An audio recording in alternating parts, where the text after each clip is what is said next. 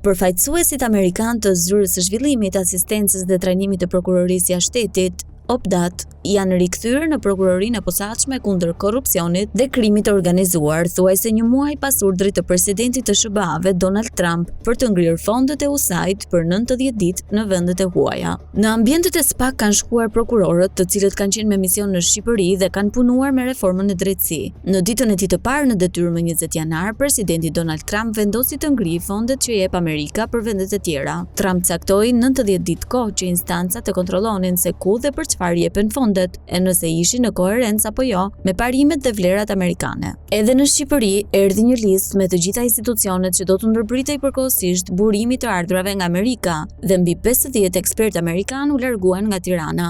Ata ndërpren punën dhe dorëzuan pajisjet e zyrën. Ekspertët ishin rekrutuar nga Këshilli i Lartë Gjyqësor dhe ambasada, të cilët kishin si mision të ndihmonin gjyqtarët e lartë. Nga Tirana u larguan edhe ndihmësit në KLG, KLP, SPAK si dhe ndihmësit ligjor në gjykatën e apelit.